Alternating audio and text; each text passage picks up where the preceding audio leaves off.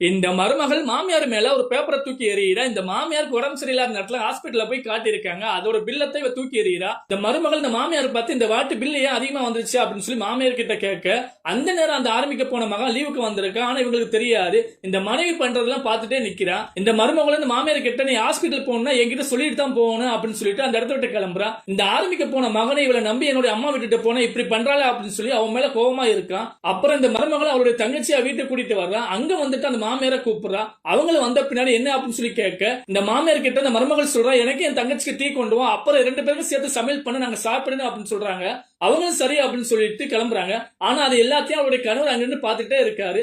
அதுக்கு முன்னாடி உங்களுக்கு அம்மா ரொம்ப பிடிக்கும் அப்படின்னா கமெண்ட்ல எனக்கு அம்மா ரொம்ப பிடிக்கும் அப்படின்னு சொல்லி டைப் பண்ணுங்க.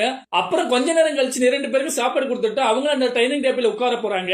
இந்த மருமகளை நீ இங்க உட்கார, தரையில போய் உட்கார்ந்து சாப்பிடு அப்படின்னு சொல்லி இந்த மாமியாருக்கு வேற வழி தெரியாம தரையில உட்கார்ந்து சாப்பிடுறாங்க. அப்புறம் இவருடைய கணவர் வீடியோ கால் பண்றா, இவளும் அட்டன் பண்றா. அந்த நேரம் அந்த மனைவி என்ன செய்யறாங்க, தங்கச்சி கிட்ட அவளை இழுத்துட்டு வா அப்படின்னு சொல்லி சைகை காட்டுறா. இந்த தங்கச்சி அந்த மாமியாரை எந்திரிச்சு வாங்க அப்படின்னு சொல்லி அந்த டைனிங் டேபிள்ல உட்கார வைக்கிறாங்க. அதுக்கப்புறம் என்னுடைய அம்மா எங்க அப்படின்னு சொல்லி அவருடைய கணவரை கேட்க, இந்த பக்கத்துல உட்கார்ந்து இருக்காங்க பாருங்க அப்படின்னு சொல்லி அவங்களை காட்டுறாங்க. அவங்களே நீங்க நல்லா இருக்கே அப்படின்னு சொல்லி அவங்களுடைய அம்மா பேசுறாங்க. அதுக்கப்புறம் இந்த அம்மா மகனும் பேசிட்டு என்ன செய்யறாங்கன்னா, எனக்கு வேலை இருக்குமா அப்படின்னு சொல்லிட்டு இவன் போனை வச்சிடறான். அதுக்கப்புறம் இந்த மருமகள் இந்த மாமியார கீழே போய் உட்காரு அப்படின்னு சொல்லி கோபமா பேசுறாங்க. இதையெல்லாம் இந்த மகன் என்ன செய்யறாங்க, அந்த வீட்டுக்குள்ள மறைஞ்சிருந்து கேட்டுட்டே இருக்காரு. அடுத்த நாள் இந்த அம்மா ஒரு இடத்துல வேலை செஞ்சுட்டு இருக்காங்க. இந்த 2 பேரும் என்ன செய்யறாங்கன்னா, ஒரு இடத்துல பர்ச்சேஸ் பண்ணிட்டு வந்துட்டு இருக்காங்க. இவங்களை பார்த்துட்டு என்ன வேலை செய்யறா அப்படின்னு சொல்லி கோபமா பேசுறாங்க.